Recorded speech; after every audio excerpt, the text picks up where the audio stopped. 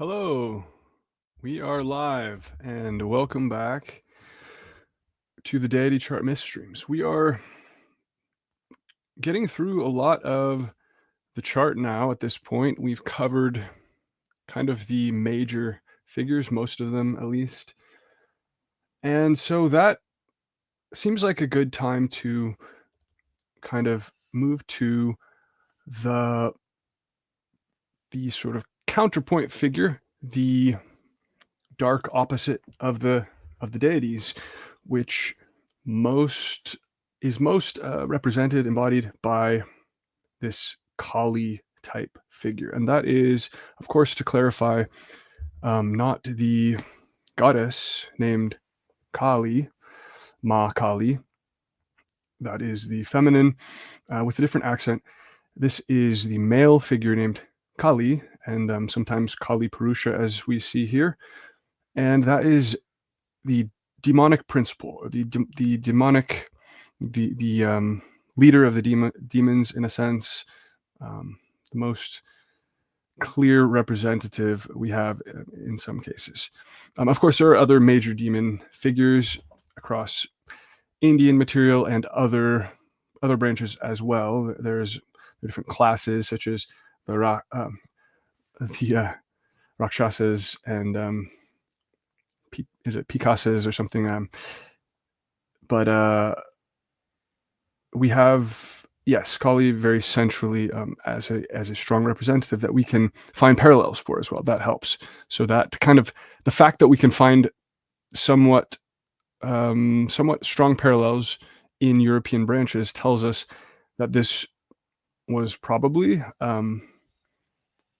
a central demonic representative, or a central representative of this type of figure, going back to Proto-Indo-European in some fashion, right? If we can find other lesser demons or different demons in Vedic material, but they aren't as clearly paralleled in other branches, then we don't know if they were consistently treated over the years, or if they developed, or if they came from India, came from a different time period, etc. But the fact that we can find mythical parallels for Kali helps us. Yes, Kali Purusha, the demon. It tells us, that there was some importance to this role, right? And so sort of seeing how that appears in the different branches can give us, once again, an idea of what that role might have meant in the Proto-Indo-European times. And that can act as a sort of mirror to clarify some of the things in each branch, potentially. In what we see in the Celtic material that's more mysterious and cryptic, we can use these other branches and comparativism as a kind of mirror to help us illuminate more about this type, right? And yes, good question about Brick Ryu. There are other figures, and so we'll kind of touch on this if we can. This is a great one to try to remember to come back to once we lay the groundwork here. So I also think this is a kind of a good time to go into this difficult topic, because I just released my video on the forbidden fruit and Adam and Eve, Diarmid and Grania story, and its Indo-European roots, and sort of some of the esoteric potential meanings in that story. And that, of course, has to do with concepts of good and evil. What is evil in relation to good? What was its understanding in Indo-European branches, going back to Proto-Indo-European potentially? How was that situated and represented in myths? How did it develop, emerge, and who is it associated with, and all of that? And so to kind of understand what I'm going to be presenting, it should, from that video and from everything else, all my other work, this is just consistently kind of being shown, is that I believe that there are, and this is, to me, this is not something I've essentially read into the myths, although, we're always reading into everything we interpret. But from what I can tell, the meanings of even, let's say, the Celtic material, and then, so when you use comparativism, if these kinds of meanings are in the Celtic material and in the Indian material, it suggests a possible deeper root between them, where this may have been part of the esoteric meaning going very far back, right? Or even in finding it in other branches such as the Norse and the Greek. But to me, there is an implicit non-dual sort of esoteric meaning to some of these myths, and to the let's just focus on the Celtic material, to the Celtic cosmogony that appears in the genealogies and the myths. There is like a theme of the illumination that is arrived at, such as in the forbidden fruit myth, or in, let's say, the illumination of Taliesin or Shamnakul, when they, of course, consume the similar fruit of knowledge. What is that knowledge of? It is a sort of outburst of an awareness of being united with all things. Like that is, the famous song of Taliesin, and in Battle of the Trees poem, especially, he recites all the things that he is united with, the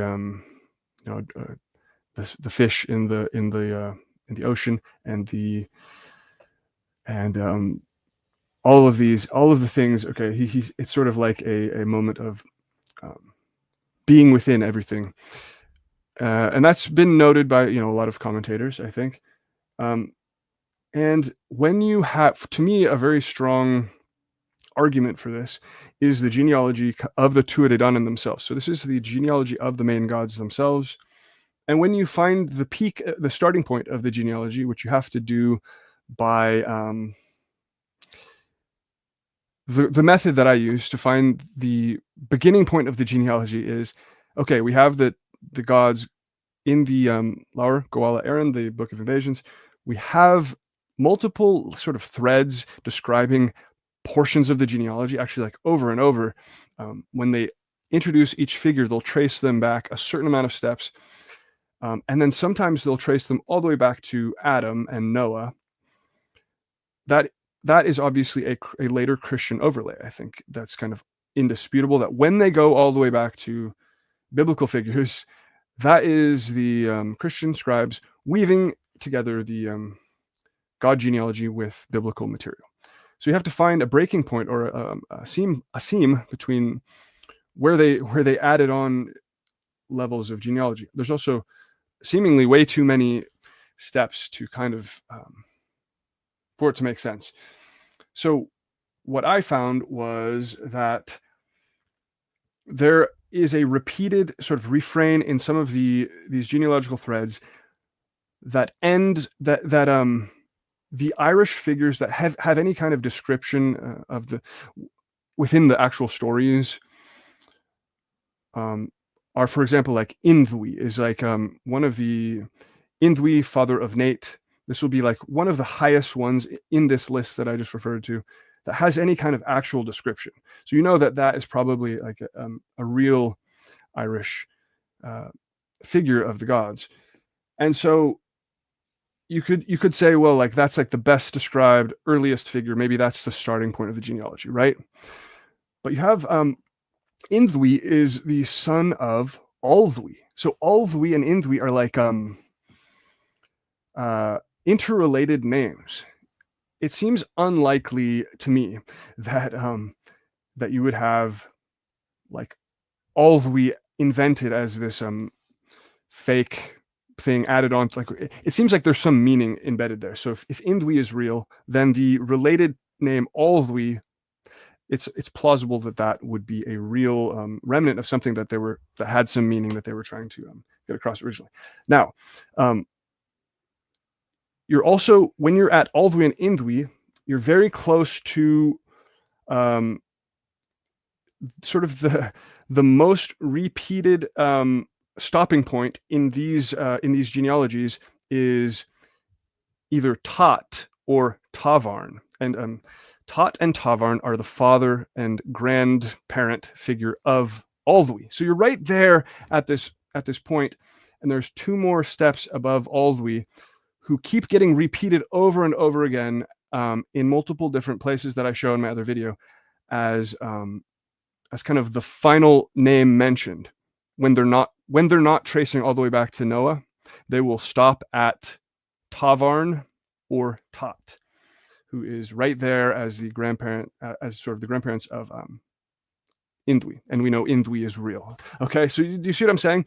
It makes it very suspicious, very worth considering that Tot and Tavarn were kind of like the real stopping point, because it's repeated multiple times as the final name in the genealogy, and then other ones will list a bunch more names leading back to all the way back to biblical figures, and you can kind of see a theme emerging when you look at it like that, I think. So if that's accurate, and also I should say other scholars have noted that. I saw this stopping point also noted by the figure, or the scholar or commentator. I'm not sure if he's a scholar, but I think it's Michel Boutet or something like that, Boutet, a French guy who has some material on YouTube as well and elsewhere. But in his work, he traces it also back to Tot and Tavarn, although he interprets their meaning differently than I do. So when you have Tot and Tavarn is before Tot. Tavarn is, if you look in some of the medieval glossaries, which I also go into in my video on this particular topic, Tavarn is actually a poetic, bardic term for ocean.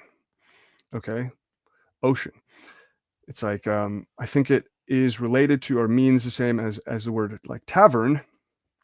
Okay, but it actually is a poetic sort of metaphor or just terminology that actually meant ocean. Like I don't know. I'm not sure. I don't want to explain it incorrectly, but it means ocean. And then Tot is right below ocean, and Tot, most plausibly, in my opinion,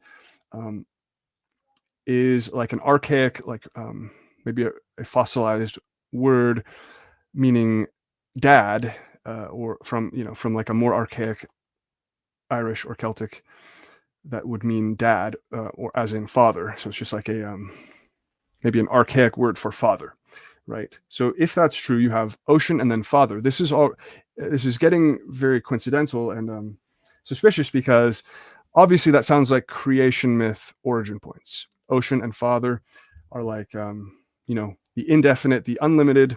Ocean is almost it's very widespread as an origin point of creation myths and god genealogies.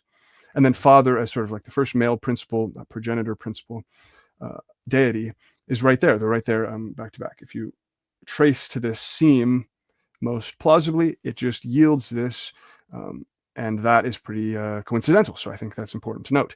Now, even you can add to that, because the son, or the offspring of Tot, meaning father, is Aldwy, Aldui, and Dhui, Dui means ignorant, and so you have these two figures, Aldwy and Indwi.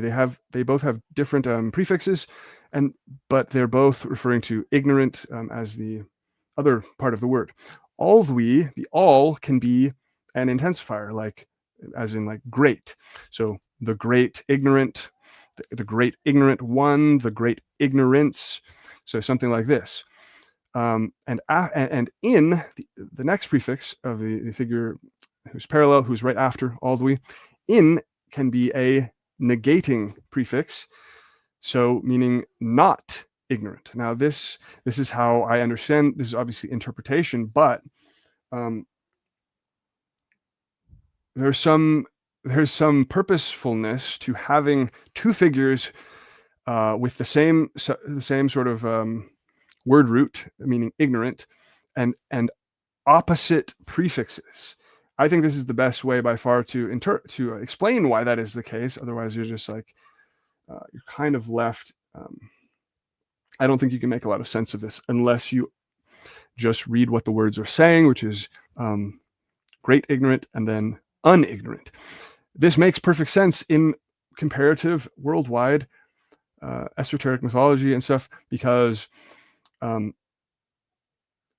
is the concept of sort of the veil of ignorance, which intercedes after the primordial state, the primordial absolute, let's say, the absolute, which is represented either as, yes, like an ocean of unlimitedness, or a monadic figure, a pillar, etc. We have Briocan, of course, in a different strata of the myths, and the pillar, the tower. But for multiplicity to kind of appear in, for example, Indian material, the veil of ignorance has to appear, or it has to emanate, be expressed, whatever, to lead to the multiplicity that we experience. And so, to me, I am reading into this interpretively to arrive at that, but every one of those steps kind of fits what you would expect if this were the moral of the story, if this were the esoteric meaning of this genealogy. The steps are there to have that reading, right? So why is it the case that right after the ocean and father, you have ignorance, great ignorance, all of a sudden? The meaning of that in world mythology is that the great ignorance is like Maya in the Indian material. I don't see why there's any reason just to not read it that way. Okay, so I think it implies that there was a concept of, I think the figure of Briocan himself, his etymology of his name being shared with Brahman, and his symbology being the same, being the pillar.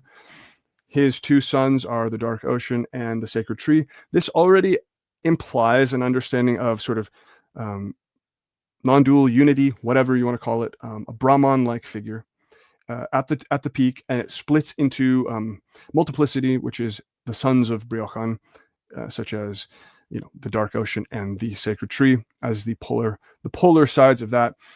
I think that all of that implies that they understood a concept of the tower, the Brahman figure above the pairs of opposites, above the world of duality. They understood a father and ocean, sort of, obviously, like they are described as a pair in the other genealogy, but that is, I think, obviously has esoteric layers to it.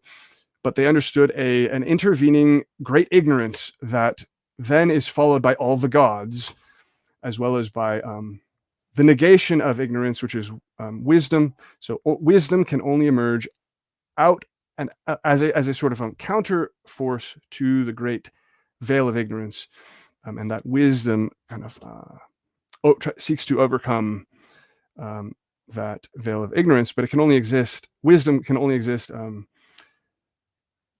in as this after effect in the at least as we see in the esoteric reading of this. Okay, so my point is, there's all these layers, all these things you can look at that I think can't be made sense of unless you accept that there is some sort of, they had some sort of understanding of what we would think of as what the Vedic Brahman, and the Vedic Brahman was a sort of non-dual, an absolute concept that is prior to a veil of ignorance. And that veil of ignorance, after that comes the multiplicity of the gods and the world as we experience it. Okay, so I think that my argument is based on that, and so my understanding of this figure is going to be inflected by that. So you have to understand where I'm coming from. So the point of pointing that out is that one thing of interest to me is, what is the relationship between this Kali figure and the gods as his kind of opposite, and also to the main sort of, what appears to be the main god, which is the Rudra Shiva type god. And to me, there is, as we discuss this topic, I think there are points of overlap. I think there is simultaneously a distinction that needs to be maintained between Kali and that god, but also there are points of overlap which are much more emphasized in Indian material, but because of this underlying esoteric basis that seems to keep showing up in the Celtic material, for example, that also has to be carefully treated and hopefully understood how these figures can relate and be distinguished.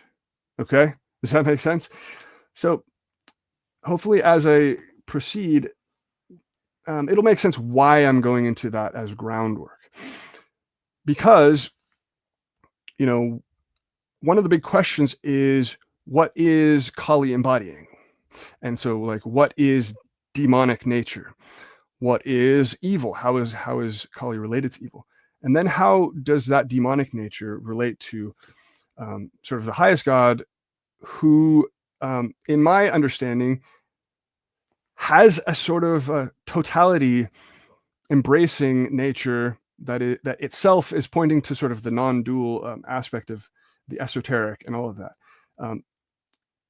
So, for example, when we look at Rudra in the Yajurveda, he has the famous litany to his many names.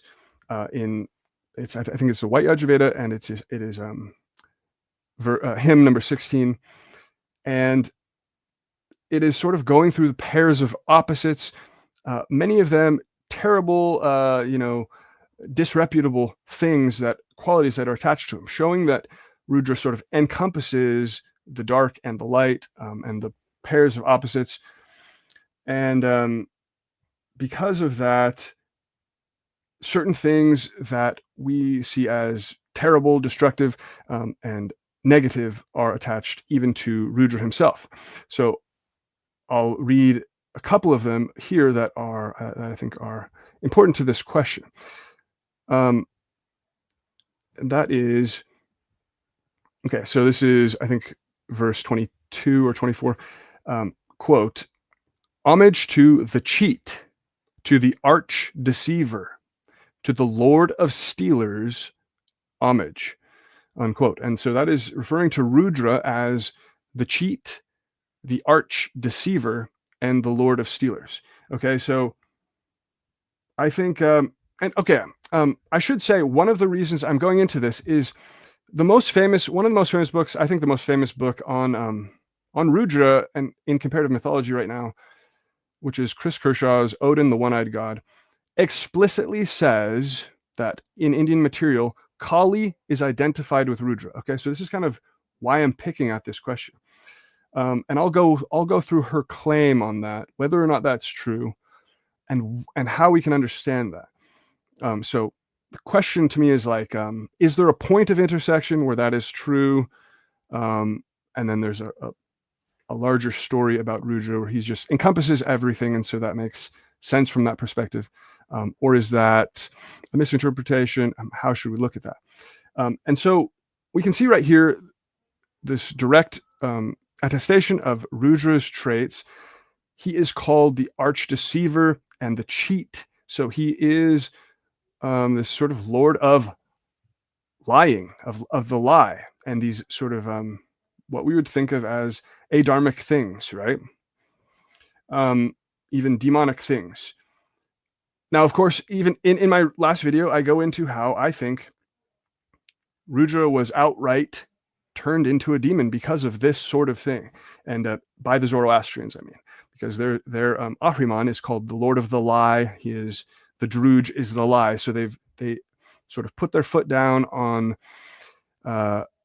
in their ethical framework to identify lies and certain dark, negative, destructive things, hostility and destruction and darkness, as the true evil, and made the Zoroastrian ethical framework from that. And it seems to me, even mythologically, they demonized Rudra because he was, as you can see here, the Lord of Deceivers, the Lord of Deceit. Now, the thing is, we have evidence from Norse and Irish material that this exact same trait was attached to the equivalent gods. That means, in my interpretation, that the Proto-Indo-European Rudra, who I think was still like the highest god, had this all-embracing aspect, including being the lord of lies, okay, and certain dark negative things. So for Odin, for example, he is called Ginnar, Ginnarr, which means deceiver, and that is in Odin's Nafn 1. He is called Glapsvither, meaning swift in deceit, and that's in Gylfaginning, Grimness Small 47, and Odin's Nafn 3. But he's also called, of course, Sother, meaning truthful or sooth. That's in Gylfaginning, Grimness Small 47, Odin's Nafn 8. And he's called Sangetal, finder of truth, in Gylfaginning, Grimness Small 47, Odin's Nafn 7. So that right there just is a small encapsulation of this exact thing you find in the Rudra litany, where he's encompassing the binary of truth and deceit. He is not just one or the other, but he doesn't leave out the dark side. He embodies it, because the only way to sort of be the totality, be the source of the totality, or whatever, be the highest peak that sort of embodies what he embodies, he has to be this deceiver as well, Ginnar. Odin is of course also called Bolverker or Belverker, meaning evildoer or malefactor in Gylfaginning, Skald, Skaparmal, Havelmal 109, Grimnessmal 47, Odin's Nafn 7, and he is Bolverker, in the myth when he goes into the mountain of Suttinger. So it's for a good end. None of this, in my opinion, means he is fundamentally evil or something like that. The point that is not the point to draw from this. It is, hopefully I've kind of gotten suggested what the point is, rather, in the pursuit of Diarmid and Grania, which is the story I went to in my recent video about this, the fruit of knowledge, the fruit of the quickenberries, which extends life and is esoterically connected to like different soma type related plants. In that story, Finn McCool, who is the equivalent of Odin, he is pursuing Diarmid very furiously. He's embodying fury, and he's not being, he's not embodying evil or something, but he is in a furious mode. He's explicitly called a few epithets in one particular sentence, and it's like three names that I think Angus gives to him, and one of them is he of the lie. So let me just pull that up real quick so you can see what I'm talking about. Oops.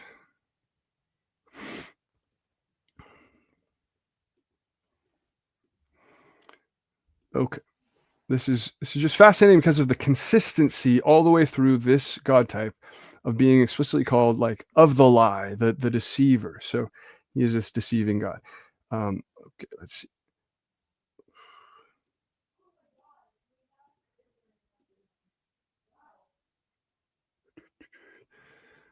Where did that go? So just one moment and I'll find what I'm talking about. There we go. Okay, so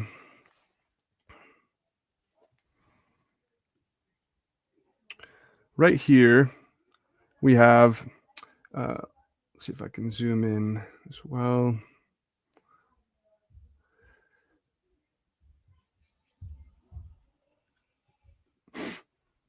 Oh, he's talking to Finn McCool. Diarmid is. He says, "O ye of the lie, and of the tracking, and of the one brogue." Okay, so he calls him of the lie. And the one brogue, I think it's this, as far as I've kind of been able to ascertain from researching, just Googling and what it suggests, is that it could refer to his hastiness. He, like, when you get out of bed and you put on one shoe and go in haste to in your pursuit. That could be. And the other thing is that there was something called monosandalism. If you look up monosandalism right now, that there's sort of an esoteric concept of wearing one shoe, and it has a connection to sort of esoteric pursuits and unification with the absolute and things like that. So it could be sort of a mirror of the one-eyedness we also see with this god type. Yeah, and not just, maybe not just that, but it says here liminality. So it signifies a transitional state, liminality, marking figures who are between worlds, between life and death. So that is potentially the meaning of ye of the one brogue. He's between worlds, between opposites as well, pairs of opposites, and he's embodying this. He's the tracker, but he is also of the lie. Okay, so I think that's fascinating that has that consistency of this particular trait. And okay, what else should we say?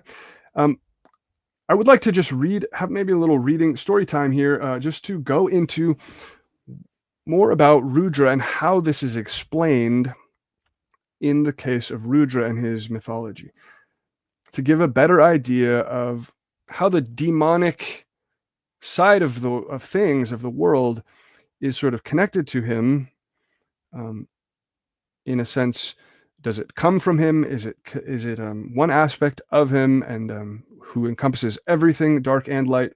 And how does that work? Or is he, or do they split apart from something, from an earlier mysterious origin of both, or something like that? And this, of course, also, all of this also goes back to what I went into in my recent video about even in the Bible, in Isaiah, it says that Yahweh is the origin of good and evil.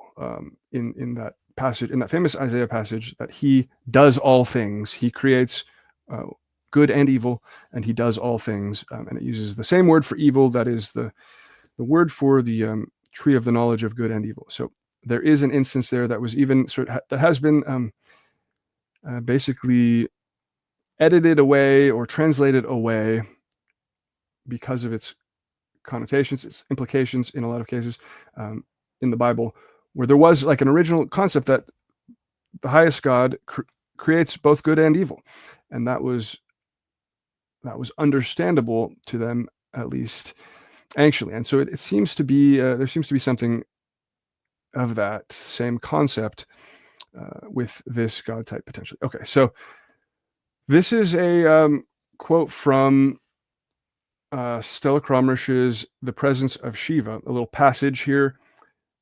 She has a chapter called Shiva's Demon. So it discusses Shiva's dark side, his connection to the demons, what that sort of means, how that plays out, and even how that connects to their idea of the origin of evil, how evil originates, and all of that.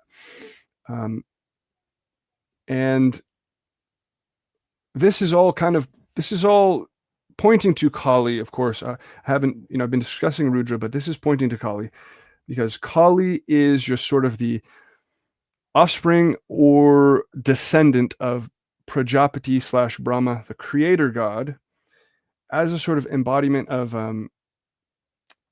anger or a Dharma, or quarreling. Sometimes he's called the quarreler. So he's so the question is, like, what produces a Dharma as a sort of an embodied demonic figure, and what relation does that have to Rudra, and of course to Prajapati himself? So there's this sort of three figures that we should keep in mind, which are Rudra, Rudra's father Prajapati, and Kali's sort of father Prajapati as well, or grandfather, depending how it's told. And what is their relationship? So here's from The Presence of Shiva. Quote, The excessiveness of his grief, that is Rudra, so when he's grieving Sati, the excessiveness of his grief, as well as his elation, was an outburst in which Shiva's demon revealed himself. It was for the demon's sake also that Shiva would show his outwardly unprovoked smile or let his laugh be heard. The tension and bond between God and demon found its release in Shiva's smile and laugh. The demon was in the god from before the beginning. God Rudra was essentially an asura, see Rigveda 5.42.11. His asura nature never left him, Rigveda 2.33.9. The demonism and density of Shiva's entourage, so for example his Bhutas and Ganas and Rudras that are with him, which throbbed with the invisible and varied texture of feeling alive, was tinged with grotesque and lugubrious hues. Others, the Bhutas, Rakshasas, and Pisakas, and those Rakshasas and Pisakas are more like directly demons rather than sort of this indeterminate kind of figure like the Rudras themselves are more ferocity embodied, whereas the Rakshasas, there's sort of a gradient here where the Rakshasas become more pure demons, perhaps fiends. So the ghosts and fiends, they belonged to more dangerous categories. Shiva preferred to stay with them in cremation grounds, unquote. And so there is this indication that there is an overlap of the Rudras and Ganas with the Rakshasas and Pisakas, but the Rakshasas are more dangerous and terrible. They kind of stay at the cremation ground, but Shiva, especially as in the face of Bhairava, in the role, in the persona of Bhairava, Shiva likes to dwell in the cremation ground because it is like purifying and like more pure. So it's like being there among the danger of death and the surrounded by death and danger is a purifying place for him. Okay, so and yeah, okay, let's see. Okay, so this is further on. It says Selak says, quote, the Rudras and Ganas and Pramathas, demonic contingents of vital energies that only Rudra can control, were complemented by dreadful hordes of ghosts and ghouls whom Rudra out of consideration for mankind kept with him in cemeteries. So out of consideration for mankind, he contains them. He contains their destructive power. So this is fascinating because Gwyn ap Nudd, famously in the Cuchulainn and Olwen, okay, it says that Gwyn ap Nudd was the keeper of the demons, the devils of Anwen, okay, the devils of hell or of the underworld, Anwen, okay, but that they would overcome him in the end or something like that. If I can pull that up, we could get the exact quotation. So, okay.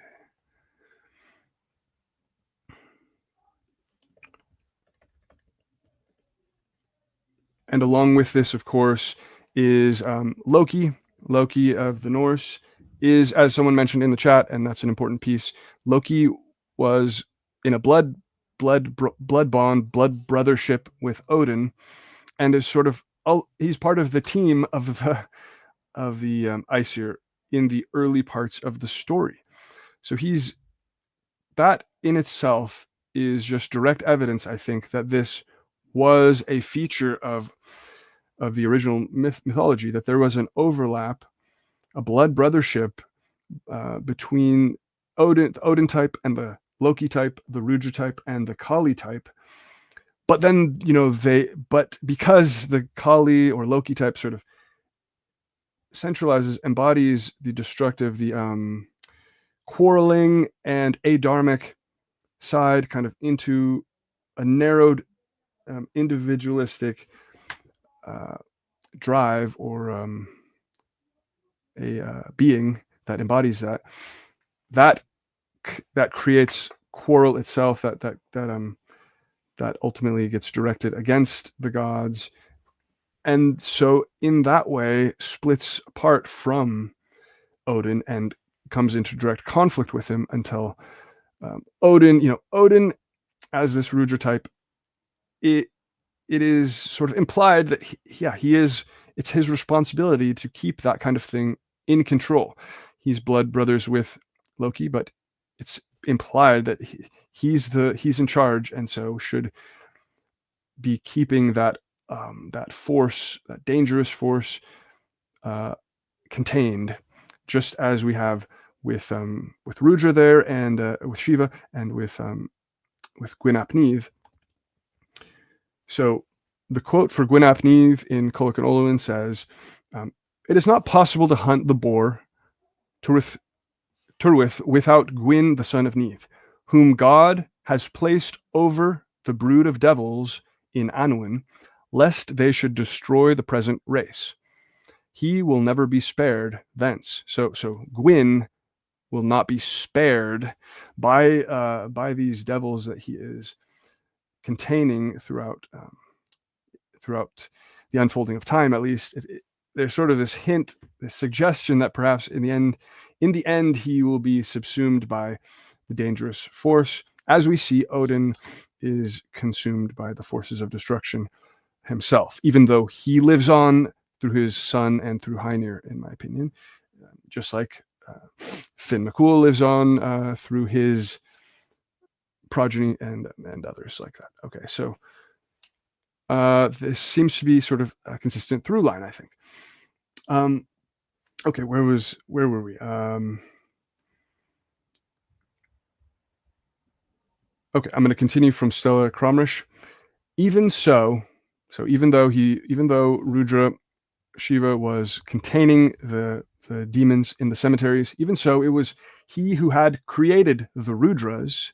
Those are, his offspring, who are basically like the Fianna band, his band of warriors who are terrible and terrifying in themselves, but not directly demons per se. But they kind of these categories have gradations that go in the direction of overlapping with the demonic figures. So even though it was he who created the Rudras, it was out of anger against procreation that he discharged them. It was due to the fiery fury shooting out of Shiva's third eye that Jalandhara, the demon king, was born, and the submarine mare came to be. Rudra himself was born from Brahma's anger. As Manu anger, he was born from Prajapati. So that is, Rudra had his original form as fury or anger, wrath. So he was the embodiment of wrath. Of course, wrath, once again, is turned into a pure demon by the Zoroastrians as Aishma. And that is like Manu. So that is Rudra's other form. So he has this wrathful form. Now, when the story of Kali is described in the Mahabharata, the story of Kali and Nala, it says that Kali was full of wrath. So the thing that's characterizing him is being filled with wrath. That's kind of driving him. So there, once again, is sort of an overlap point. I should also say, Prajapati seems to be the procreator, the progenitor of Rudra in the mythology, as well as of the demon Kali. But, of course, we've gone into all the sort of esoteric layers where Rudra or Rudra Shiva is like the pre-existing principle of intensity or luminous fire, the spark of luminosity within Prajapati that sort of pre-exists and makes Prajapati act.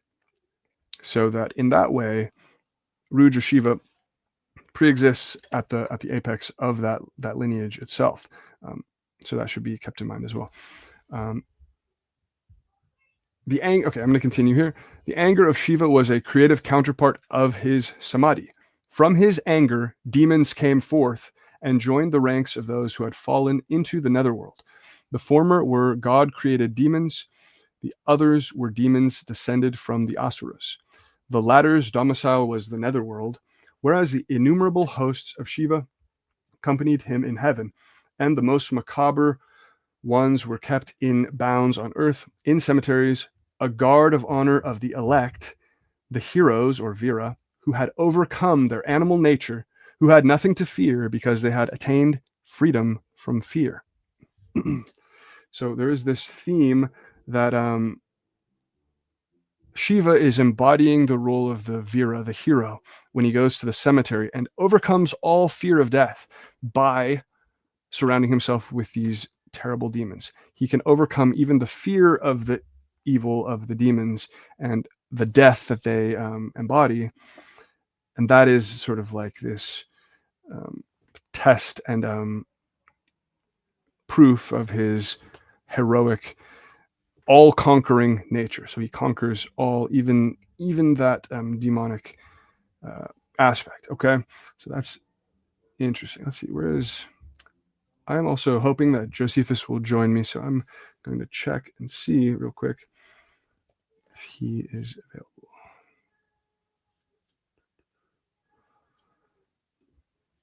Not quite yet, but Josephus, if you can make it, you should still join. All right. Okay, let's see.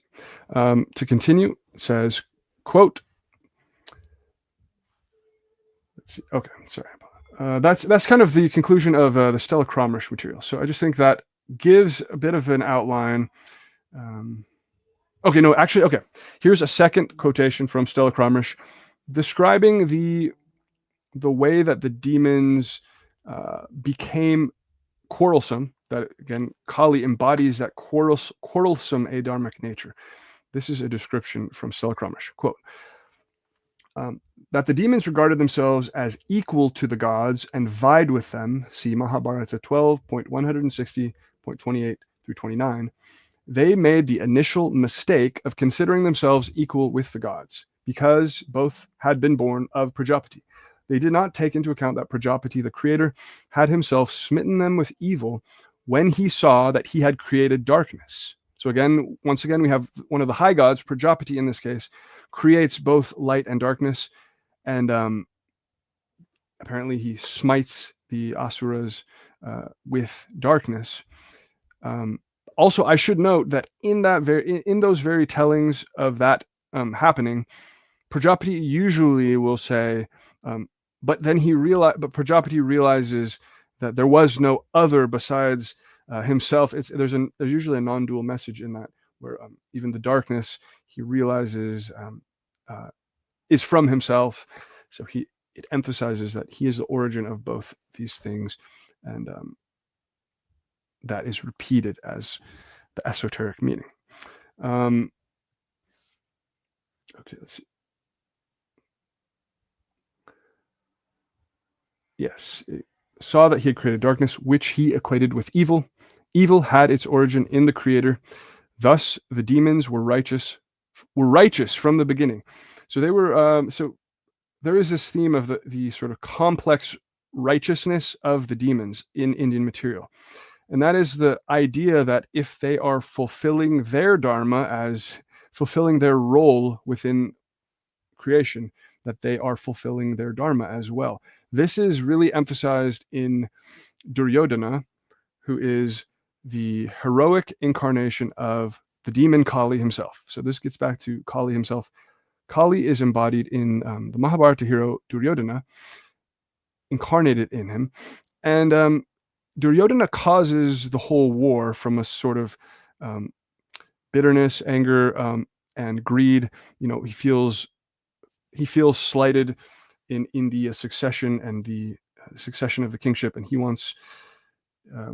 He is driven by these negative demonic drives, and he causes the war against his own kin.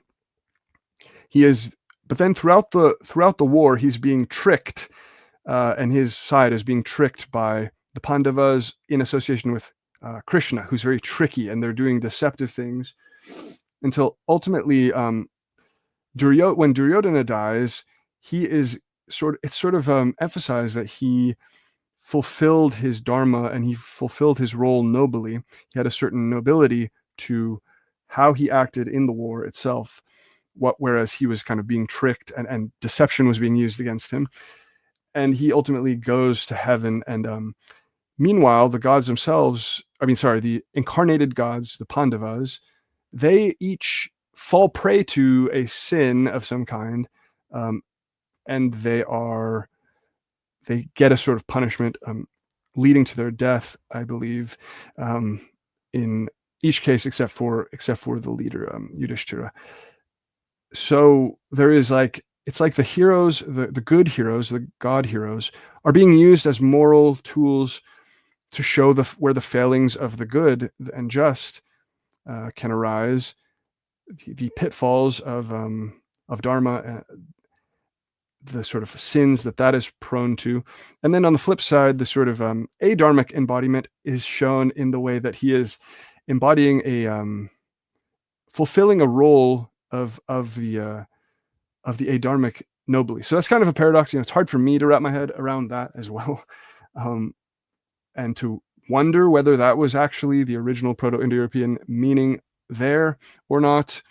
But in any case, that's how it comes out in the story of Duryodhana. And that is also kind of echoed in the battles of the demons, the Asuras and the Devas, that Stella Kramish is discussing here. So she says, let's see.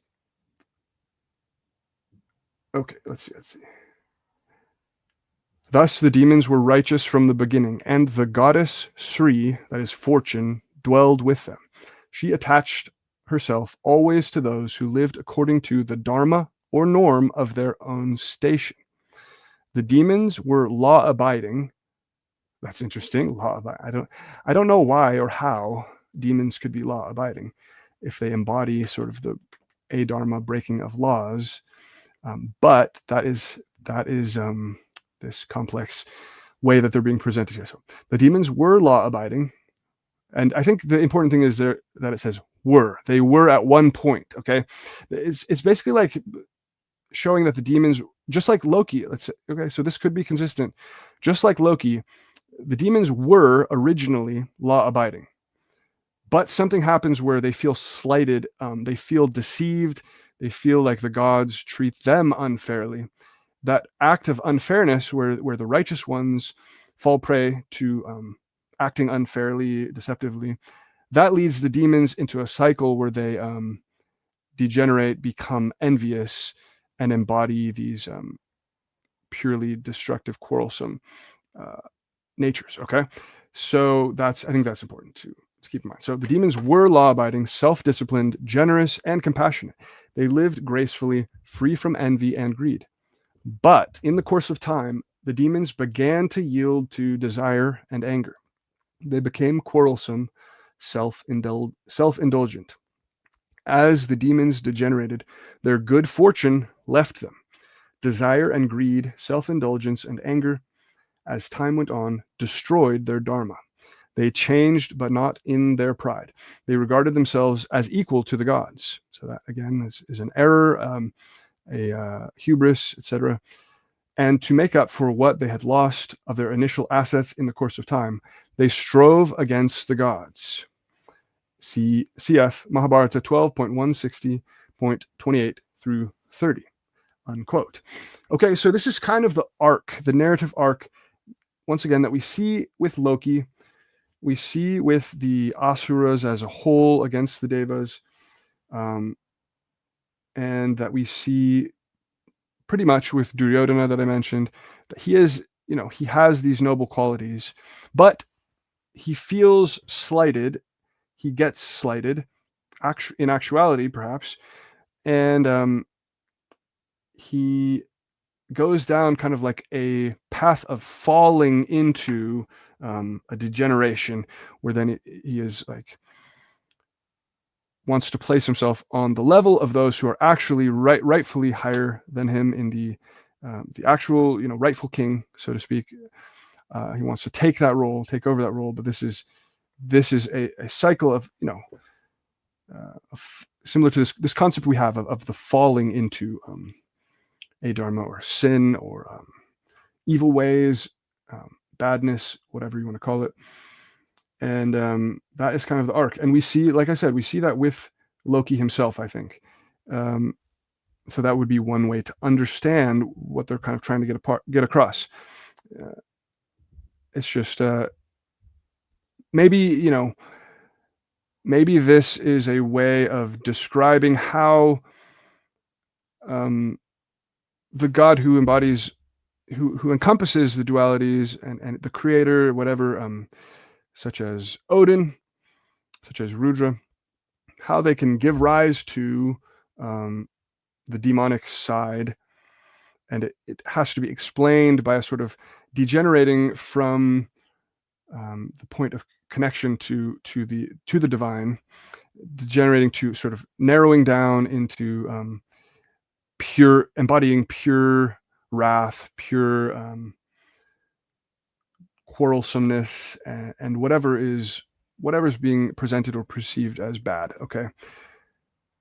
So yeah, in like I said, in Chris Kershaw's book, Odin, the One-Eyed God, she claims that Kali is directly identified with Odin. With Rudra. I'm going to keep doing that, but because there's evidence of this dice game, and in the dice game, the one, if you roll the one, it's like it is like a single, it's like an eye, like a one eye thing, and when you roll that one, it's like one snake eye in a way. It is called Kali, and the explanation from the texts or accounts that she has says that this is because Kali is Rudra, and so there's this point of unity, this point of where they're both being identified, and they're being identified with death at that point. Now, obviously, there are points in the texts where Rudra is identified with death. There's also points where Varuna is identified as the bringer of death or with death. So other gods, like death, can be its own thing. Death can be connected to multiple gods. But there maybe conceptualizing this point where both overlap as sort of just the embodiment of the force of death. That could be another way to understand the connection, and also what that means. Okay, so Kershaw says, quote, Kali is the dog, or Kali the dog. The dog is Kali, the loser nut in the dice game, which the winners overcomes. And Kali is not merely the loser nut. He is also a power. This is evident from the Nala story in the Mahabharata. So the Nala story in the Mahabharata is the main myth of Kali.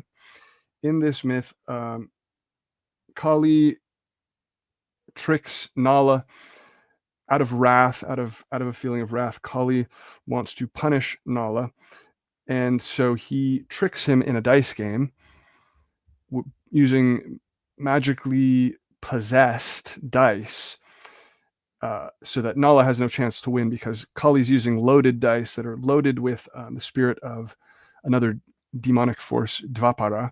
And anyways, so that's the story of, that's Kali's main thing. He's the embodiment of like the force within gambling. Actually, there's a hymn in I think it's Atharva Veda. Okay, this is a good one. Maybe I'll bring this up if we have time.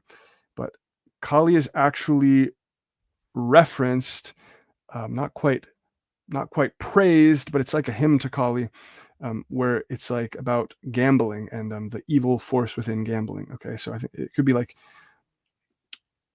either wishing to inflict that on someone else or driving it away from oneself. Okay, so there's a lot of these things in Vedic material where demons are being referred to drive them away or to inflict them on someone else. Okay, so that's the kind of way that they could be treated. Okay, so Kali is fascinatingly connected to gambling, and that is his main myth. So let's see. So this is evident in the Nala story in the Mahabharata. Just as the Vibhidaka tree is identified with Rudra, so also is Kali, as is suggested by Atharvaveda 7.109.1. It says, "My homage to the terrible Ugra, the brown Babru, the sovereign lord among the dice." Okay, this is the one I was talking about. The sovereign lord among the dice. "Butter on Kali I bestow. May he be kind to one like me." So he's asking Kali to be kind to him in the dice game. So that's fascinating. Unquote. Then it says, "Ugra and Babra are Rudra epithets." And that is true. Of course, Ugra just means terrible, ferocious. But Ugra is one of Rudra's main titles. And it sort of aligns with Bhairava, the terrible side, but it's its own kind of important name of Rudra, which is Ugra. And it's being given right there to Kali. And then even a second one, Babru. So not just one epithet, but two epithets in that hymn are being given to Kali.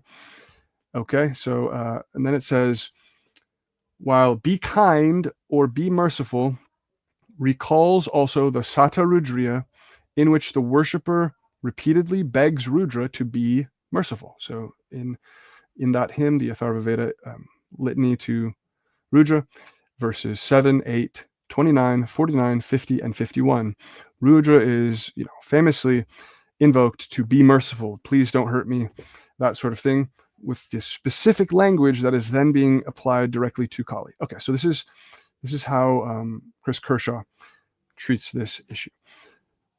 She goes on, quote, Griffith's translation. This is from Griffith's translation. I, that is Kershaw, altered Ugra from Griffith's strong to terrible, more in line with Falk and the way this word is usually translated. Okay, it's a good note. She continues, so it is Rudra, whom the Svagnin, with his winning Krita, his winning dice roll, wards off. It says, quote, 12.2.4.2, Kali Ekoksa and Ekaksa. As the outcome of a round of dice, Kali is one nut. So it's like the one eye, the one snake eye. Ekoksa.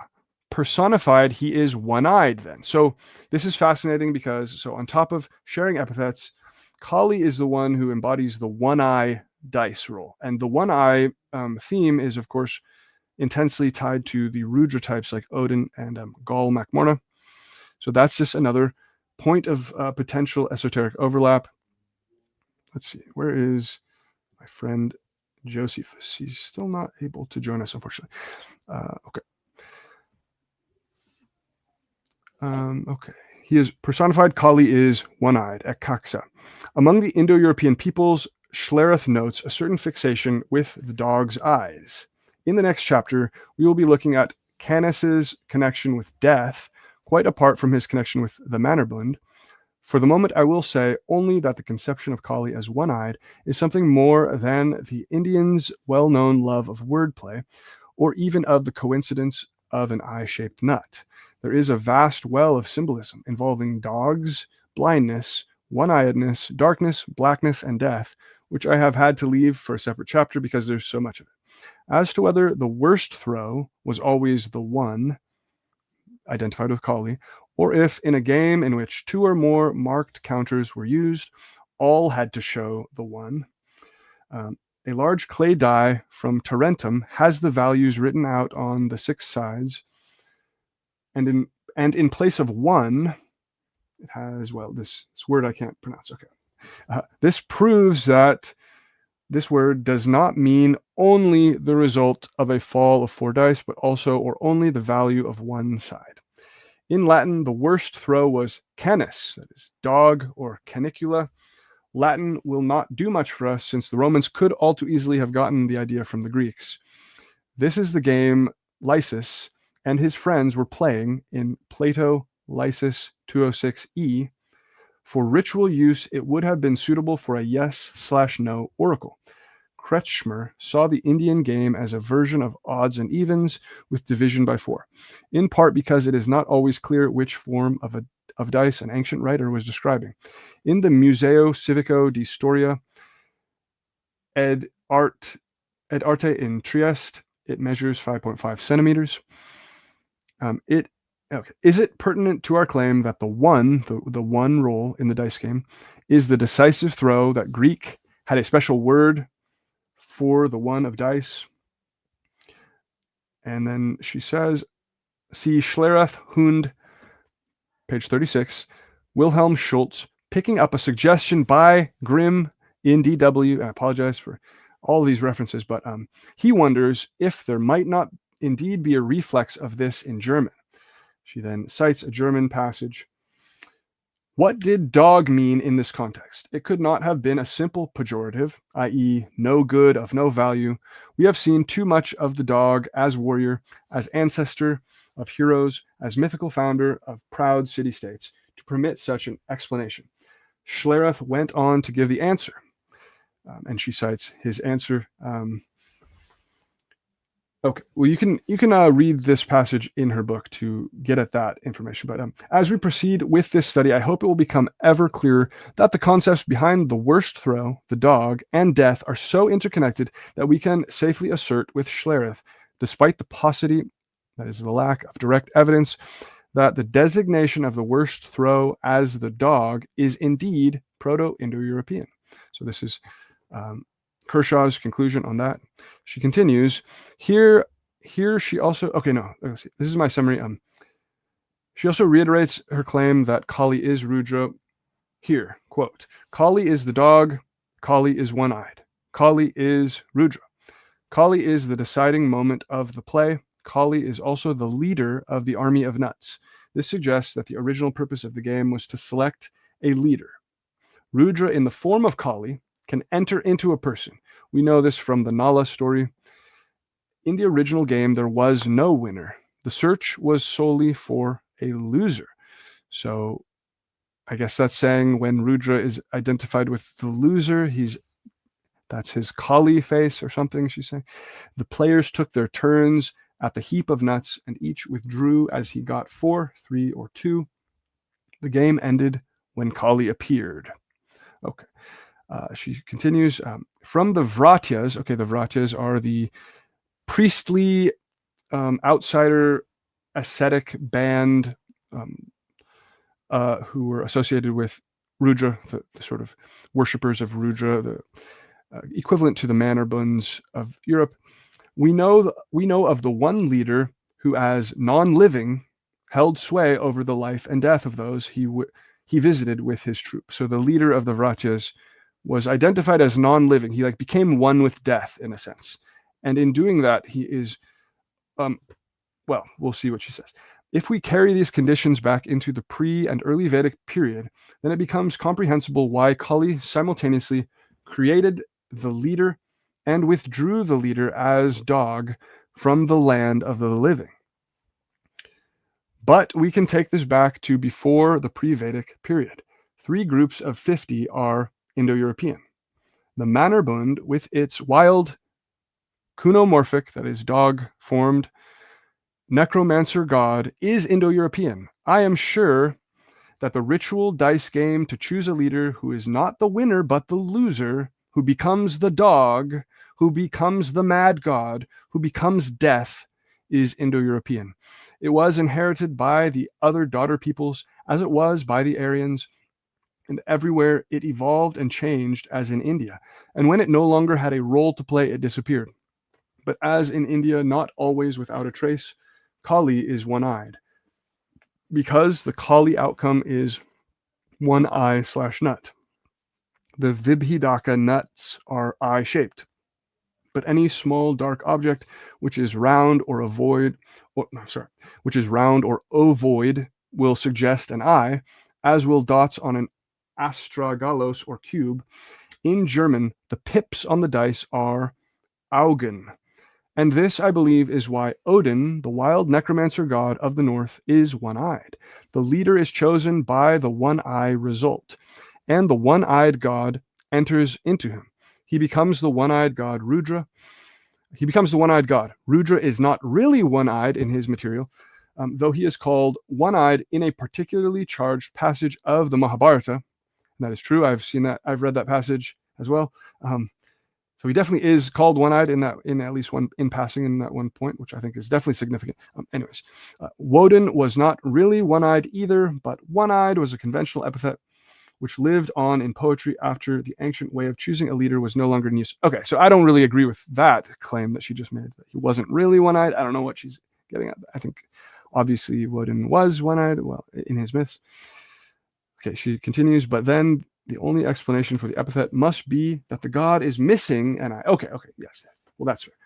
And since it is strange for a god to be maimed like that, the story came to be told of how he had traded the eye for a draft from Mimir's well, a story which is quite believable because of Odin's well-known obsession with knowledge, itself a feature of the god that presides over the boys while they are acquiring the knowledge they will need as mature adults and the bearers of their people's traditions, unquote. Okay, so that conclusion by her, I still don't fully believe that explanation.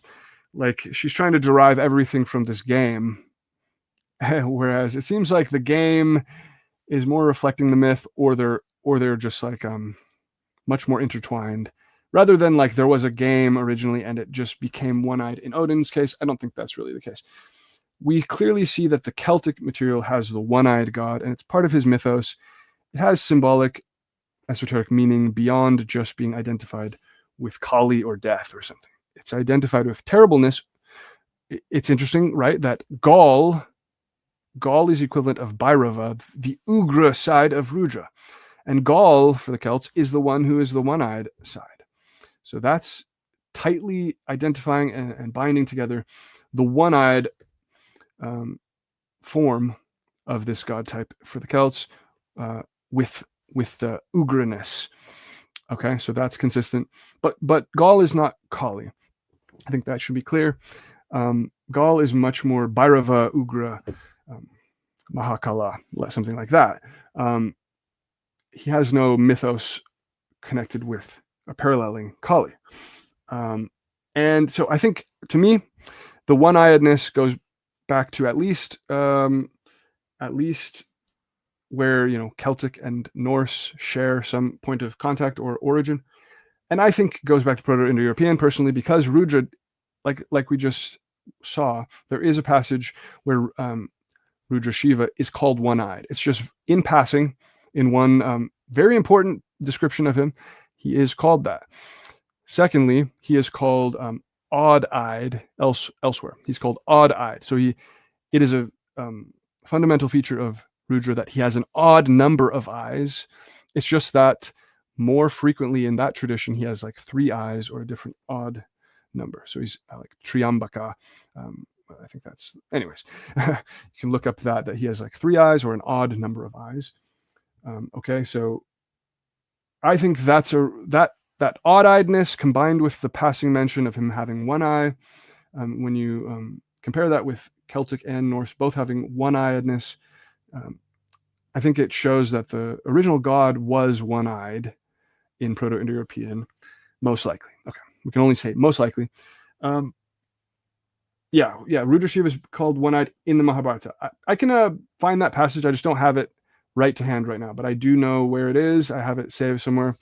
So, yeah, I can try to do that. So this is an interesting, when I first read this description by Chris Kershaw in her book, this explanation, I was very skeptical that it seemed like she's making a leap identifying Kali with Rudra there.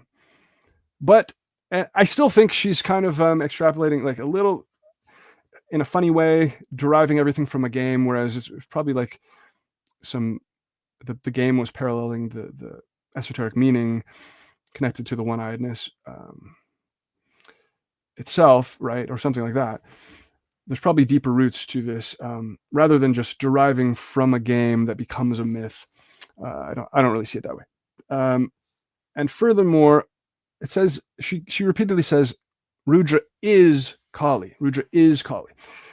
Like, you could derive that. I wanted to present this passage because this is like the most well-known and popular comparative mythology book on Rudra and Odin right now, I think. I mean, it's one of the best as well. And so it's important to look at this. But to me, what she demonstrates is an overlap point esoterically, which it's really interesting and important to find those textual points where they seem to be overlapped. Kali is being referred to with names, titles of Rudra. Kali is, at least in her references, there might be even an identification where it says Kali is Rudra. Maybe there's a moment where their identities, the shared unity, the shared point of origin, the shared identity is being referenced. Okay, that's something to investigate more. But as we saw, of course, Loki is blood brothers with Odin. Kali is identified as a Gandharva. The Gandharvas are certainly overlapping with like the Manarbun, the Rudras, the Ganas of Rudra. So the Gandharvas, they're kind of floating around more, doing their own thing a bit. They're not purely evil either. They're not demons. He's like a Gandharva that becomes a demon in a way. Well, there's different tellings of Kali's story, which is unfortunate, so that it's hard to pin him down in that way. But in any case, as sort of a Manarbundish figure, as a Gandharva, this places him as sort of an expression of a side of Rudra, because the Rudras, the Manarbund, they're like the expressions of all the terribleness of Rudra, because Rudra is the terrible god who embodies all terribleness, and the other side as well. And so you can draw these lines where Kali intersects at this point, expressing the most terrible side, perhaps, or the most terrible contact point, which then, as we described, the demons kind of, as the embodiment of the demonic force of decay, force of quarreling, and a Dharma, it sort of takes its own route of falling away and fulfilling that role in the cosmos, okay, in its own way. But so to me, what makes sense to me is that Kali is identifiable with Rudra in the same way that Rudra encompasses all dark and light, and everything is identifiable with Rudra. So in that way, it leaves me wondering whether Kali has a special relationship. He certainly has a special, unique derivation, a unique connection to Rudra. But is it like a privileged connection to Rudra? I don't really know if that's true, because he seems like a one thing, force that is connected to Rudra, but Rudra is connected to so much more that it doesn't tell the whole story to just say Kali is Rudra. Like, that seems, there may be this point of connection where they are both embodying the force of death in this particular way, but there is much more to the context, I think. Okay, so yeah, I'd be interested to hear other people's interpretations of that as well. But yeah, we have to kind of try to balance, I think, both of these sides, because it is repeated in other branches that Loki is blood brothers with Odin. He is in their entourage until he's not. And we have similar with Kali being this Gandharva who then becomes the embodiment of the demonic, and all of that. So let's see what else we got to discuss. I guess now I will look at some Kali material to kind of orient ourselves, and maybe that can bring some clarification to the picture of what he's doing. So here is his passage from the Mahabharata.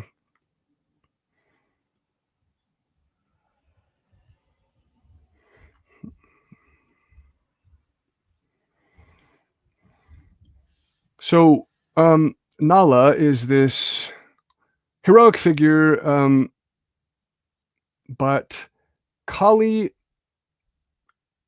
well, let's read this. Kali conceives a kind of injustice or jealousy toward Nala, who has just chosen a wife. So that is involved in why Kali attacks him, essentially. But yeah, it's interesting. This, in a way, it reminds me, the story of Nala, which is the story of Kali, it reminds me a little bit of the story of Job or something. So that's one comparison we could think about, where this figure has it all, and because of that, the demonic force focuses his wrath on him to take it all away from him, and this tests that figure. So Nala goes through a testing in a similar way to Job. So I wonder if there's any way to compare Kali to the Satan of the Job story. Something to think about. But here is the origin, the beginning point of that story. So when the blazing guardians of the worlds were returning after the daughter of Bhima had chosen Naishadha, on their way they met Dvapara with Kali. So Dvapara is the embodiment of the second to last age, the Dvapara Yuga, and Kali is the embodiment of the last age, the final age of dissolution, the Dark Age, which is supposedly, I think we are in the Kali Yuga, and it is the Kali Yuga is when Kali, the worst of the worst, rules. So Dvapara is the second to the worst of the worst, and they are often working together as here. So Dvapara with Kali approaching towards them, and seeing Kali, Sakra, the slayer of Vala and Vritra, said, "O Kali, say whither thou art going with Dvapara." And thereupon Kali replied unto Sakra, "Going to Damayanti's Swayamvara. Will I obtain her for my wife?" Okay, so this is right before he goes. Okay, Kali replied. Oh no, this is where Kali is saying he's going to obtain her for his wife. "As my heart is fixed upon that damsel." Hearing this, Indra said with a smile, "That Swayamvara is already ended." So Kali, you missed your chance to get that wife. That wife choosing event or husband and wife choosing event is already ended. In our sight, she hath chosen Nala for her husband. Okay, so right there you see the cause of Kali's jealousy, feeling that he's been slighted. Okay, thus answered by Sakra, Kali, that vilest of the celestials, filled with wrath. So now he embodies Manu, which is the wrath that also Rudra is the source of, right? And Prajapati and Rudra are the source of, in a sense. So filled with wrath, addressing all those gods, spake, "Since in the presence of the celestials she hath chosen a mortal for her lord, it is meet that she should undergo a heavy doom." Upon hearing these words of Kali, the celestials answered, "It is with our sanction that Damayanti hath chosen Nala. What damsel is there that would not choose King Nala, endued with every virtue, well versed in all duties, always conducting himself with rectitude? He hath studied the 4 Vedas together with the Puranas that are regarded as the 5th, leading a life of harmlessness unto all creatures. He is truth-telling and firm in his vows, and in his house the gods are ever gratified by sacrifices held according to the ordinance. In that tiger among men, that king resembling a Lokapala, is truth and forbearance and knowledge and asceticism and purity and self-control and perfect tranquility of soul. O Kali, the fool that wisheth to curse Nala, bearing such a character, curseth himself and destroyeth himself by his own act. And O Kali, he that seeketh to curse Nala, crowned with such virtues, sinketh into the wide bottomless pit of hell, rife with torments. Having said this to Kali and Dvapara, the gods went to heaven. And when the gods had gone away, Kali said unto Dvapara, "I am ill able, O Dvapara, to suppress my anger. I shall possess Nala, deprive him of his kingdom, and he shall no more sport with Bhima's daughter. Entering the dice, it behoveth thee to help me." Unquote. Okay, so this is great. This really shows the picture. It shows even how reminiscent this is of the story of Job in some ways, other than this this is more about a personal slight and envy of Kali that's consuming him. Whereas that's not really the case of Satan in Job. I wouldn't say. It's more that, but it's similar, because Nala embodies all the virtues. He has it all. He every virtue. That is Job. He's extremely virtuous, and he has a perfect family and all of that. Nala has just gotten the desired wife and a kingdom. He has a kingdom. He has the whole family and kingdom and wife right there, and that is what Kali takes away from him. So Kali, with the help of Dvapara, tricks Nala by exploiting Nala's. What happens is Nala has to do a small sin to create an opening for Kali to then act upon him. So Nala commits a sacrificial ritual error, essentially. So this is fascinating because it shows something else that comes up in Vedic material, which is how significant the error in ritual was, and that it was identified with sin, or which is called papman, and papman was closely identified with, if not always the same as, ritual errors or improprieties. So things you did wrong in ritual were actually were identifiable with like sin, and that created an opening for dark forces, demonic forces to then enter and attack you, basically, which is what happens with Nala. So then once he commits this ritual sin, Kali then challenges him, is able to get in there and challenge him to a dice game, because now Nala has this thing to write, and then Kali, of course, uses deceptively possessed dice that are magically possessed by Dvapara to win everything from Nala. And so he takes away Nala's whole kingdom. So Nala loses everything, similar to Job. He loses his whole kingdom. And then after that, Kali actually is able to possess Nala. And in a fit of madness, Nala then leaves even his wife, his final thing. He leaves his wife. And after this, Nala has to find a way back. And he is able to rid himself of the possession of Kali ultimately. And after that, through his own kind of trickery and disguising, which a longer story that you can look up, he is able to come back and win back get back his kingdom and everything. And he is then through this process of being tested, that he opened up the door through his small sin. He opened a window for this to happen. He goes through a process of suffering, possession, and coming back and being purified and righted, and so that his sort of soul is like improved by this, and he overcomes Kali ultimately, and Kali is punished for that. He's definitely punished for that in that story. That is, you can compare that to a bit similar, a bit different ending to Job.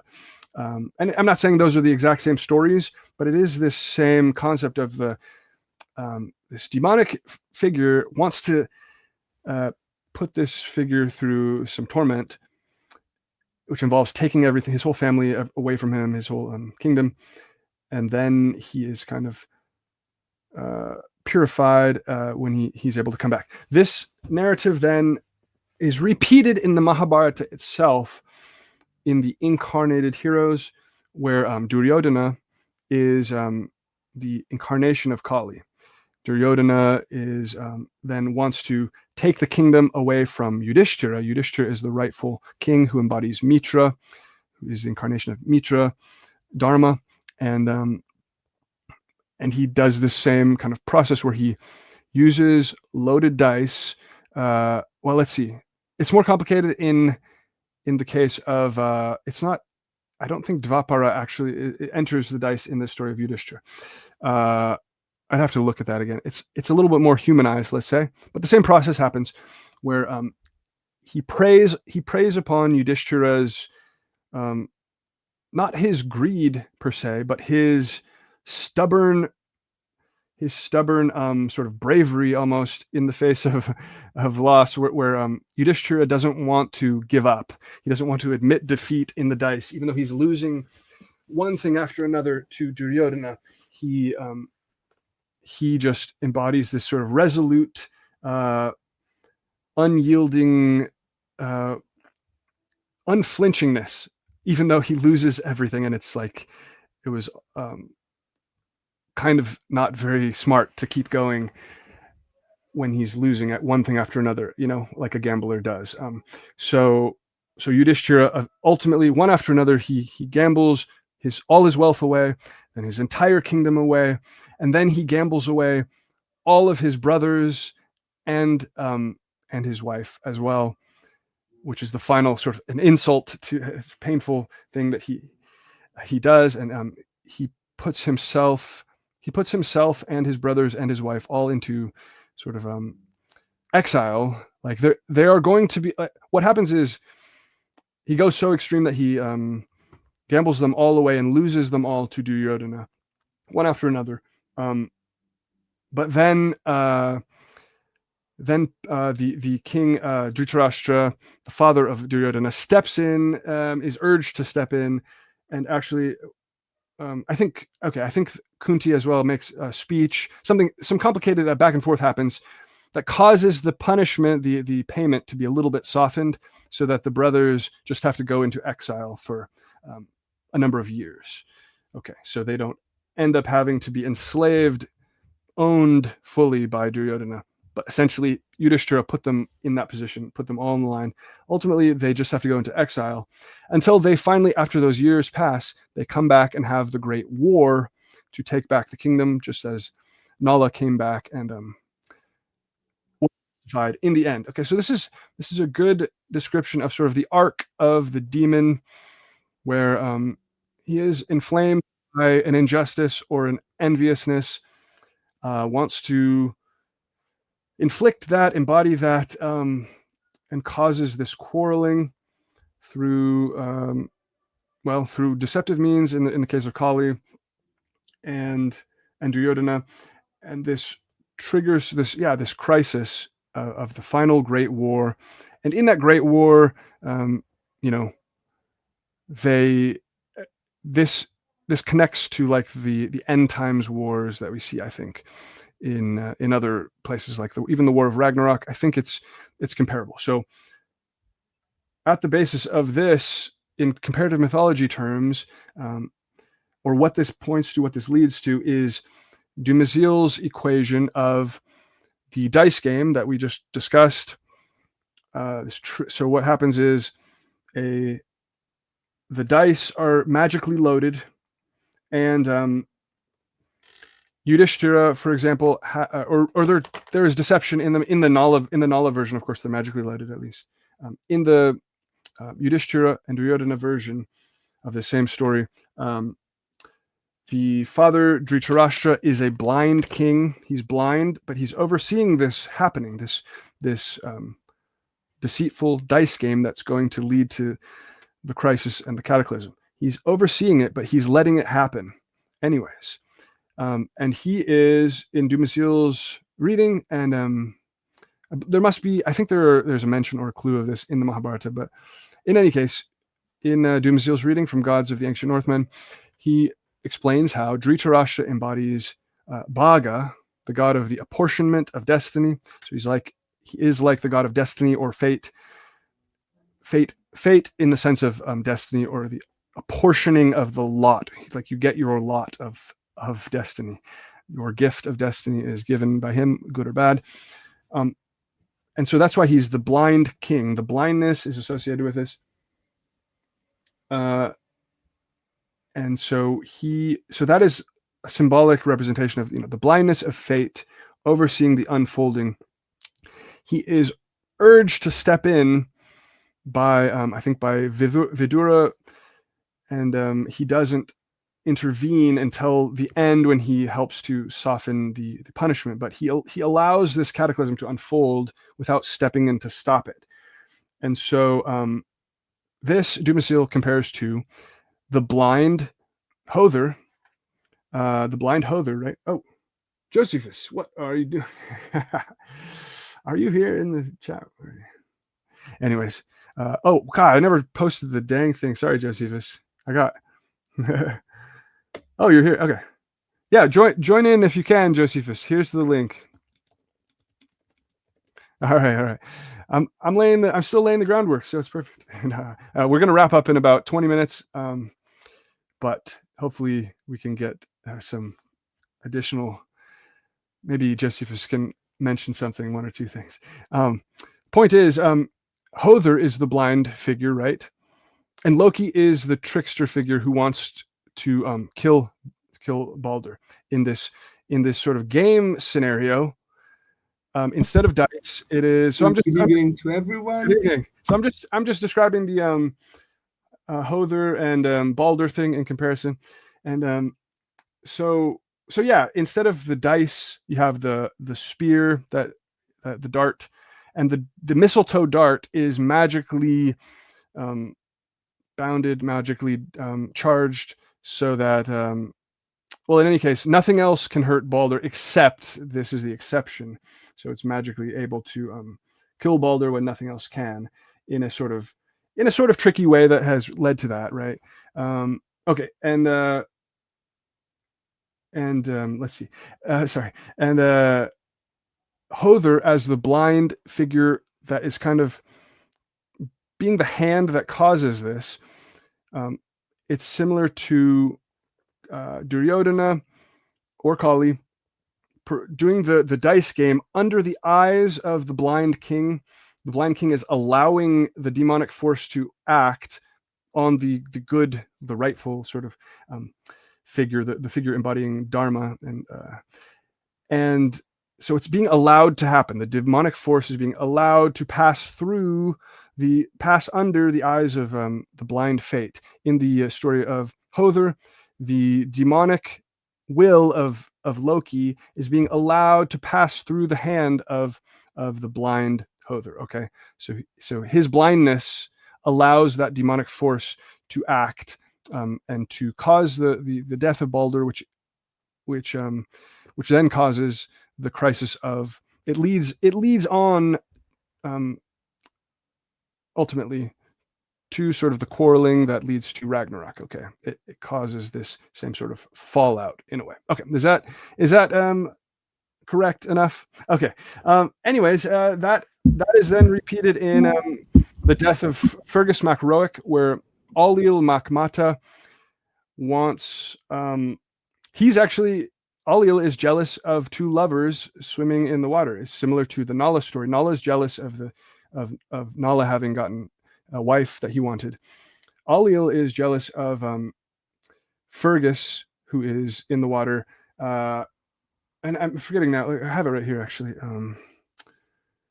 Yeah, it is jealousy seized Ailill, and it is Maeve, his wife, or his.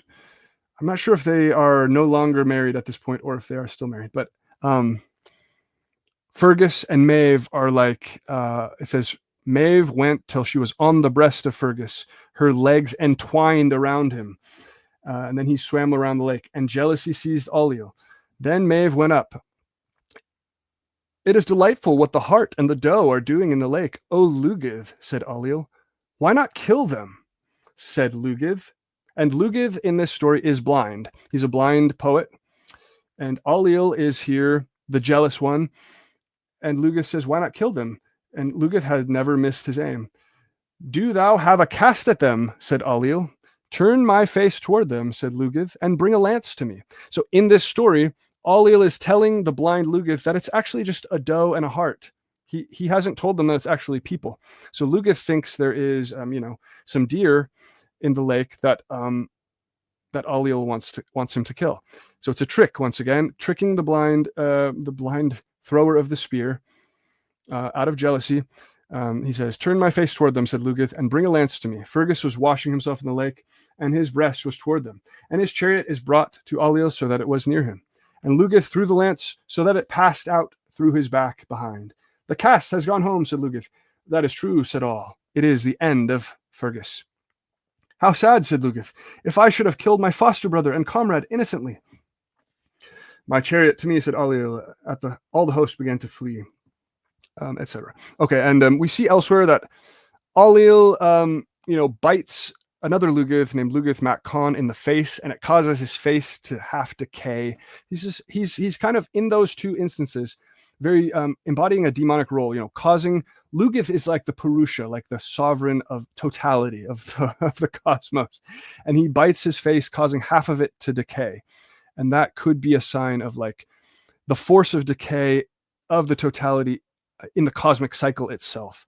Lugath Mac Con is the cosmic cycle, and Lugath makes that half decay with his poisonous tooth in that, very interestingly. So I think that is enough to show that Ailill fills a similar role. Now, Josephus, I've got 15 minutes here. Do you want to add anything, or just want to say hi? I don't want to put you on the spot. Greeting our audience and apologizing for not being here earlier, but I mean, Italian life is complicated. Yeah, no problem. Thanks for joining. It really gave me to think a lot that the blind character in this version is Lugaid, so a name which is reminiscent of Lu. Like, I'm not sure if that's coincidence or whether we can in some way trace a connection of sorts between him, between the blind Lugaid and Lug, the god of justice. This definitely got me to think about Oedipus, as I mentioned in the comments before, who is definitely a kind of righteous king in the first part of his life, when he manages to solve the Sphinx's riddle. The Sphinx had been sent by Hera, who is usually the patron goddess of rightful kings. So definitely some sort of first function figure. But then he blinds himself, and as a blind king, he basically leads his sons into killing each other, and doesn't really intervene to stop them in any capacity, even though he absolutely could. So that kind of got me thinking. The last things that were said kind of got me thinking about Oedipus, definitely. As for the Kali type, in obviously Kali the demon with the short vowels, in the Greek side of our mythologies, I mean, I think it's complicated and it's partly obscured by the fact that Hector and Paris, and possibly also other characters, but mainly those two in the Iliad, each share a bit of Duryodhana and a bit of Dushasana. So the question is obviously which traits can be originally attributed to one type and which to another. And obviously, it's probably impossible to give an answer to that question unless we maybe had a third or fourth culture and mythology to compare to both the Greek epics and the Vedic epics on the precise issue of which traits should be ascribed to maybe a Kali type, a Duryodhana type, and which other traits to more of a Dushasana type. Right. So that's food for thought, but probably something that we can go into in the details in the last 15 minutes of sort. Yeah. Also, there's probably a lot more. I mean, an interesting thing, for instance, is Athena's relationship with Hector. She seems to act like a patron most of the time, a sort of helpful goddess to his cause, until the very last moment when she ends up orchestrating his death, as opposed to Apollo, who is rather friendly with Hector up until the last moment, and then goes on to be in some way connected to Paris, to the point that it's not even clear whether Achilles was killed by Paris under the direction of Apollo or by Apollo himself disguising himself as Paris. So it's not exactly clear, but we see this sort of close connection between Apollo and Paris in the Greek material, and this is definitely reminiscent to some degree of Rudra being connected with various hordes of demons, which I'm sure has been mentioned multiple times in the live stream already. But also, it's not necessarily even conclusive. I mean, it could also have to do with Rudra's generic association to the sun, or to plenty of other things. Really, Rudra is pretty ubiquitous in the Vedic material, just as Apollo in the Greek. So yeah, that's a quick rundown. Definitely, there's been a lot more that has been covered on the Indian and Celtic side this time, and Germanic. Yes, well, that's good material. And I did note, when I wrote my book, I was just trying to find mythological parallels, not saying that this reduces down to a clear picture of one being the same as the other, you know what I mean? But I did, in my Iliad material, I did note that there are mythological parallels between Hector and Duryodhana, that, as you mentioned. But Hector is clearly depicted as much more positive. So, in the process of stories being told, mythemes can change to completely different characters, or one can turn good or bad in depiction. So it's just kind of hard to pin down what exactly happened there. But there are some Also, I mean, thinking notable about this topic of being depicted in a more positive or negative light, even Duryodhana himself is not really extremely negative as a character. right. He does seem to be very good with friendships in the way that he treats Karna, for example. So he's not even such a black and white, clear-cut character. He's still a character with more ambiguity, just as Hector is. Hector's fault in the Iliad, if we could call that, if we could call it that, is that he's not able to really question the decisions of Priam and the Trojan elite, which are willing to go on with a senseless war. Right. These decisions are questioned, or at the very least advised against, by Aeneas, Antenor, and Ucaligan. So there are a bunch of Trojan elites that are against the war. Hector does not voice any concern. He seems to blame Paris for the war, and he does it with the usual older brother tone of reproach, but he doesn't seem to really be able to do anything about it, and he fights in such a virtuous manner, in such a heroic manner, but for the sake of a war that we know as the audience to be unrighteous, right? A war that could have been easily avoided if Helen had been given back to Menelaus together with her property, so which was originally asked by the embassies of the Greeks. Yeah, and there's the hymn to Kali in the Atharva Veda. I won't go into it since we already described it, but you can check it out for yourself for reference. 7.109, prayer for success in gambling. So clearly interesting. And yeah, that was a great point about Hector. So he could have some of these. Yeah, it seems like, I think there was an argument by another scholar, perhaps, who saw the parallels. I can't remember who this was, actually. Maybe I cited it, but I'm not sure. Saw the parallels between Duryodhana and Hector, but then also argued that there was another, other material from like the Bhishma type more so, or other sort of positive things that were being combined together differently. And that could, who knows what the original state of any of this was in that regard, but things can get recombined at any point. So it just depends. But yeah, Hector is the son of the main, king and queen. And that is what Duryodhana is, of the opposing side, the side that loses the war, and also sparks and loses the war. It's just interesting. And it's like the negative treachery has been more fully given to Paris in a sense, right? And so it's interesting because you see the more negative emphasis placed on Bress in the Irish. So some of that sort of shifting back and forth, who is actually driving, who is guilty of who is the cause of these things can kind of shift, and different motifs of the story can shift along with that, I think. But it was interesting how you said, the combination of what Paris does, combined with Hector's flaws of not doing what needs to be done at that time to stop the war, or continuing the war in different ways, contributes, and maybe that is connected to that original role. So that's very interesting. So I don't think there was much else to say. It's a mysterious figure. I still find it mysterious why Hector has those shared traits anyways, and what happened there. So that's mysterious.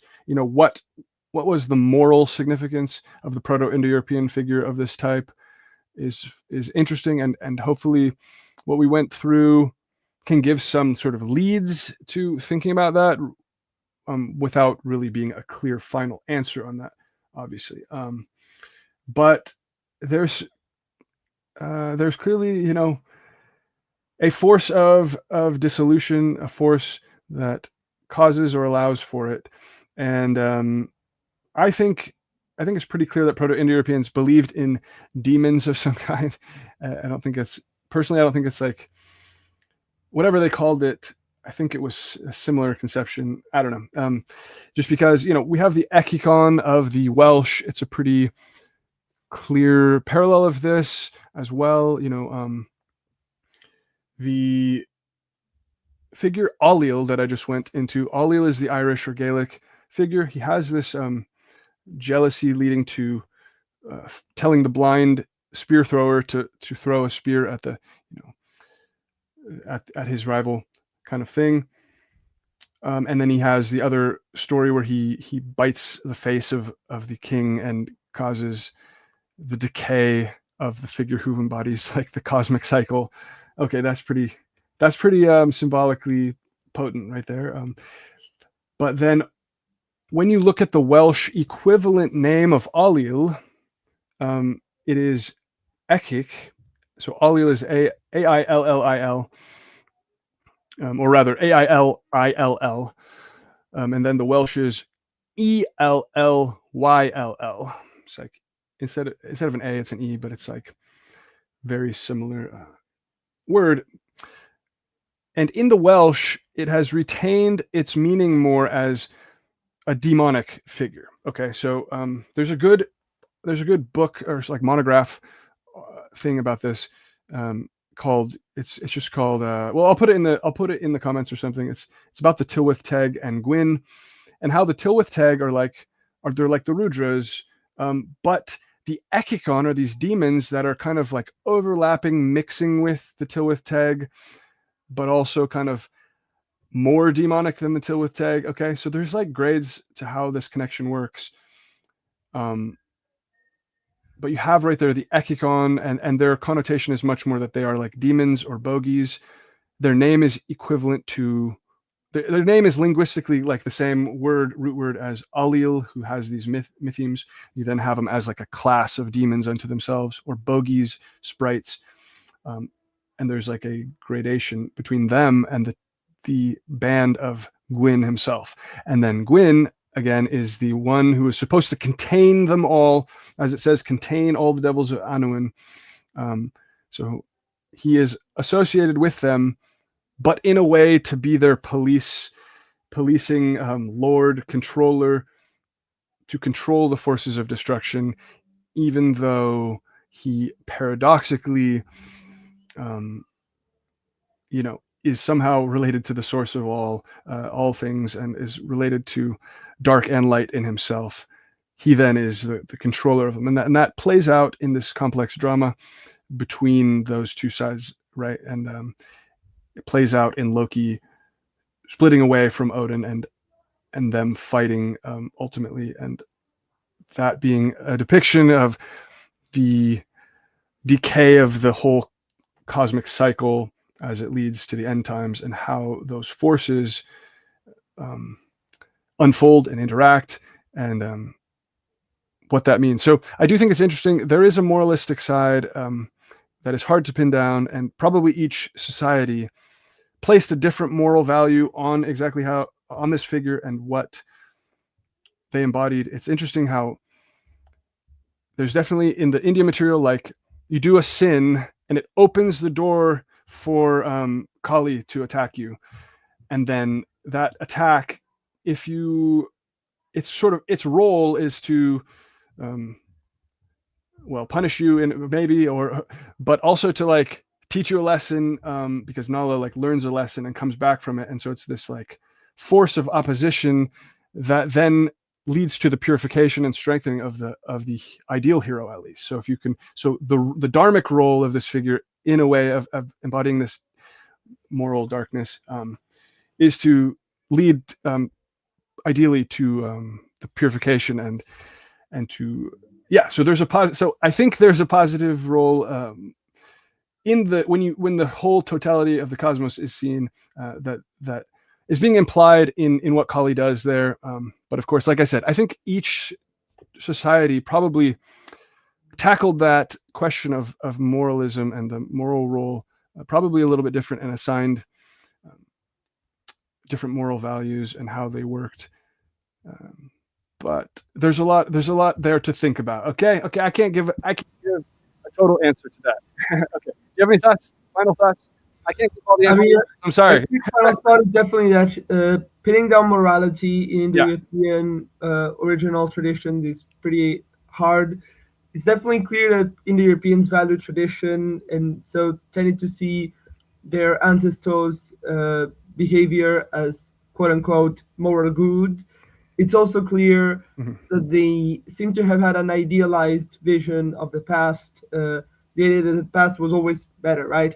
And so obviously, in a certain sense, being a force of dissolution and a force that kickstarts change and ends a golden age and starts a lesser age is obviously the closest thing that we can get in the European morality to moral evil, right? Quite unlike later non-Indo-European ideas about morality. So definitely it's fitting that Kali is associated with both dissolution, destruction, and also obviously with what we might consider morally ambiguous to bad. This is probably my closing thought here. Well said. It's a hard thing to talk about, and obviously the material itself makes it complicated. So we're not trying to read more than we have to into it, but trying to give a fair reading of the material. So let me just, one last thing. What am I doing here? Share screen. Okay, I'm going to share one last screen. So this is just, I think, like the Echikon are a fascinating European version, like one of the more like fleshed out. Obviously, there's probably good fleshed out Greek material on demons and stuff too that you can look into, but the Echikon are interesting. So again, Ekik, it's like the Welsh equivalent of Alil, who we have that mythic figure of. And Ekik means fiend, ghost, goblin, elf, tiny diaphanous creature from the Welsh fairy world, the closest counterpart to the Teutonic elf. So it's very similar to elf, but yeah, not I wouldn't equate them 100%. But anyways, I think that's just a comparison. The Ekik is smaller than the Tylwyth Teg, the better known Welsh fairies. His usual food is the toadstool or fairy butter, a fungoid substance found in limestone crevices under the roots of rotten trees. Queen Mab was the ruler of them. Interestingly, Maeve and Alil are married in their story. That's interesting. And Ekik could wield magic, etc. Okay, so they were still believed to be like demons or like goblins. Goblin is a good way to think. So they're not like seen as positive. Okay, I want to emphasize that. Even though they have to be contained. They have to be contained by the god, even though they have connections with, like a blood brothership with that high god. And that's leaves a lot to think about. And I won't drone on much more about that. But please look up that. I'll post that paper about the Echikon in the comments, because I think that's a good follow-up to this. All right. Well, thanks for joining me, Josephus. I got to run. And thank you everyone to listening to this and trying to understand this complex topic with me. I think it's one of the ones that I don't understand the most of a lot of figures. It's like there's a lot that's still unclear to me that I feel like I'm open to a lot of additional. There's other figures who could be Kali parallels that are hard to pin down, and what each thing means gets very treacherous and hard to interpret. So with that, I'll let everyone go, and have a great day. Thanks for joining me. Thanks for inviting me, and thanks to everyone who watched. All right. See you Bye-bye. next time, hopefully with more material to discuss. Yes. All right. See you next time. See Bye. you next time.